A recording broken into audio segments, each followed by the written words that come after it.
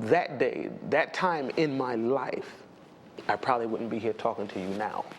I probably would be dead. Ready, pull back, think you got. I had bad habits so deeply embedded. For a while there, I did just fine, but later down the road, I had a relapse. I started getting high again. I started committing crimes again. I got wrapped up in a big mess. Lost everything, lost my family, lost everything. And then I came across the film Scared Straight. Watching Scared Straight the second time scared me enough again in my heart, inside, that where I said enough is enough. It's time to stop playing games. You have to get right, or this is where you're going to end up. And from that day on, I started rehabilitating myself. I love God above everything. I'm a Christian first. I love God. I love it. Everything I do is flavored biblically. The chances that drugs or alcohol or anything else in that vein, can we say zero? Zero? They have about a zero, -0 chance of entering my life. The desire is not even the same. I would do those things because it would make the emptiness go away temporarily. But when the high wore off, I was still stuck with the same old me, you know. But ever since I have my family and those who love me and the Lord is in my life, there is no void anymore. There is no void. Everybody about to see bow to each other, shake somebody's hand, or see you the next day in class. I have no worries. Either way, if they bother me, I'll get them back. Mike is 36 and a single dad. He works at a milk factory. Sounds like you didn't really listen to the other people who were trying to steer you straight, but when you went to the prison, you listened. It gave me a kick. Plus, it was either that or go downhill and live like that and end up there. Now I have a kid, somebody to love, somebody to work for, and try and bring him up straight and keep out of trouble. Everybody up here, man, got a number. And like it's only fitting that y'all have a number. And until you leave, because this is the shortest prison sentence you'll spend, your number's 1. Was getting a prison number so shocking that any of the kids still remember their number? What's your number? I think it might have been 12. It was. Was it? Yes. Do you remember your prison number? No, I don't remember the prison number. You remember that after 20 years. Sure. Why do you remember that? Because that's how old I felt when I went there. I believe it was unlucky 13. You're right. I think I was 15, I think. You're right. It was number 8.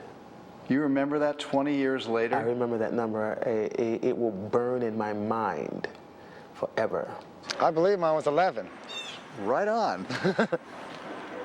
David smiles a lot, which got him into trouble 20 years ago at Rahway.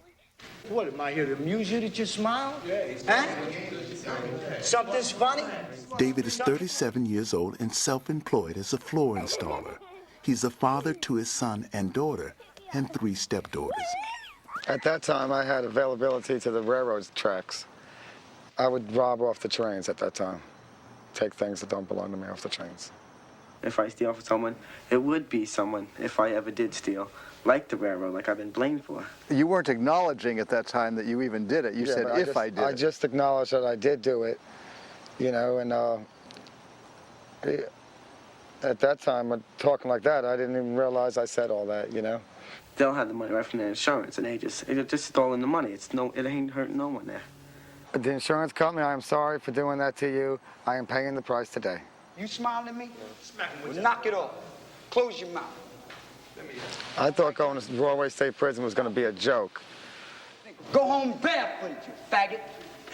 The number one thing I got out of it was a wake-up call. To show me another side that another door that I never looked into. I've been on the outside of that door, and I got a chance to see it on the inside of that door. They stopped me from stealing. I mean, from that point, I didn't steal. Because I wouldn't want to be in their shoes. My whole life changed. I joined the Army, and then the family, and then divorce and another family. Oh, good hit. I can give that film a lot of credit for helping me, and my friends.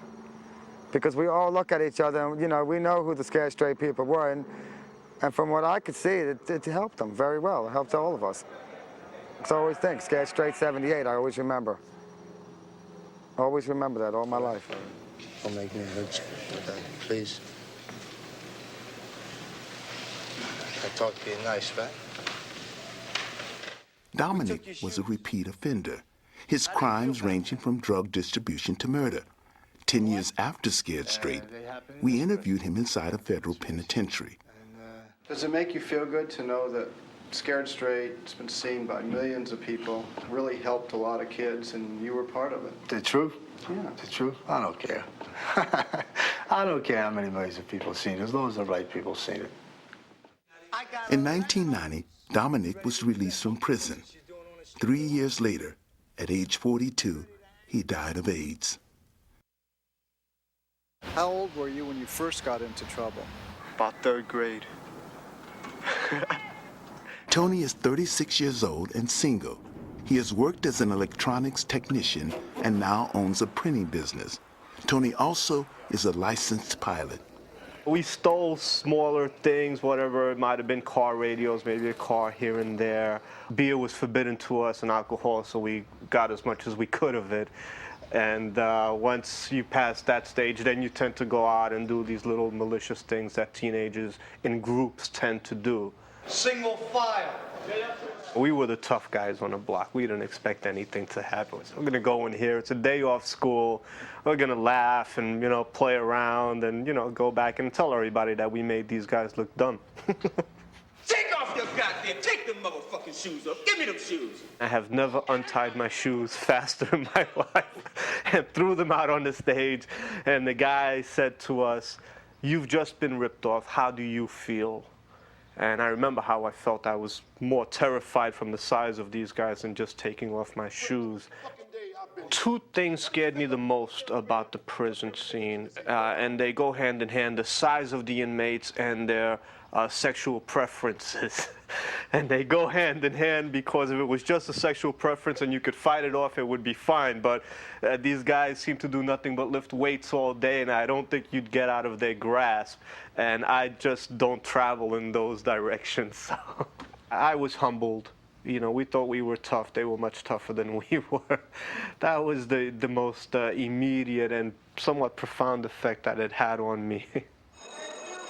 If I had not taken the trip to Rahway State Prison, I may not truly have understood the consequences of some of these crimes, and I may have taken a chance at committing a higher crime. And that, of course, would have destroyed my life. If there's anything that I could really accomplish in life, I think I'd like to be a renowned novelist. I would like to be someone who people could look at and say, you know, he was a kid and he was in trouble, and look at him. I mean, he actually reached the level of being one of the great literarists in the world. Of course, I'm reaching, but I mean, that would be just something, just awesome. If a group's gonna do something, like, I'm the kind of person to probably do it, you know? Ron is 38 and works as a longshoreman and a landscaper. He's also a newlywed. Best thing about my life is probably finding happiness with somebody else. That's a whole new life beginning now. They're gonna kick your ass over the side of that bed and do bodily harm to your asshole. It was scary. I mean, it was intense. I mean, we were young kids, and you know, you're getting whistled at and yelled at and told profanities that they want to do to you. It's you know, you leave there with a whole different outlook. Without a doubt, going to the prison definitely kept me from getting in more trouble. I didn't always think this either, to tell you the truth, that it was a good thing in the beginning because of the negative reaction I got from other kids. Oh, you had tears in your eyes, you know. I would have went there and told him off. I would have spit in his face. I had no idea what really prison was until that day. Really prison was. It scared the hell out of me.